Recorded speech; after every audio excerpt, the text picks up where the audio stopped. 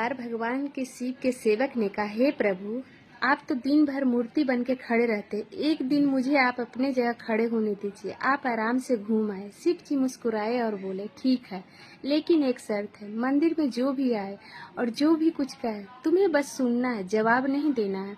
सेवक ने शर्त मान ली और भगवान ने सेवक को अपने जैसा मूर्ति का रूप देकर मंदिर में खड़ा कर दिया ताकि वह बिल्कुल भगवान जैसा दिखाई दे। सुबह सबसे पहले एक व्यापारी आया, उसने भगवान के सामने माथा टेका और जैसे ही बाहर निकला उसका बटुआ गिर गया। सेवक बहुत बेचैन हुआ, मन किया कि व्यापारी को आवाज देकर बटुआ लौटा दे, लेकिन भगवान की शर्त याद करके चुप रहा। कुछ देर बाद एक गरीब आया, उसने भगवान से कहा, हे प्रभु, मेरे बच्चे भूखे हैं, कुछ मदद कर दो। तभी उसकी नज़र बटुए पर पड़ी, उसने भगवान को धन्यवाद दिया और बटुआ उठाकर चला गया। फिर एक नाविक आया और बोला, हे भगवान, मैं 15 दिन के लिए समुद्री सफर पर जा रहा हूँ, कृपया करना।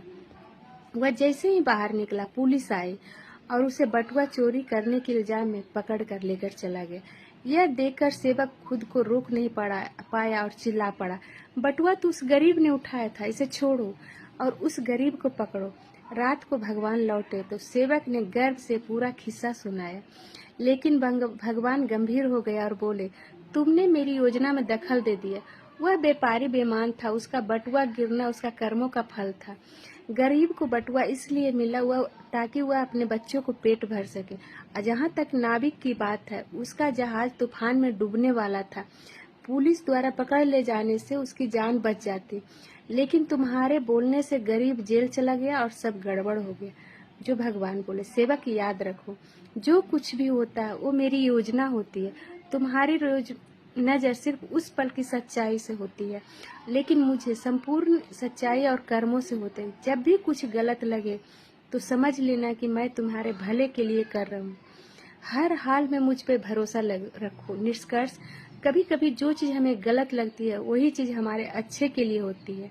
भगवान की योजना हमेशा हमारी सोच से गहरी और अच्छे होते हैं।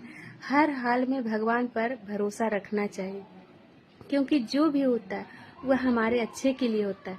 बात से सहमत है तो लाइक शेयर फॉलो जरूर करिएगा।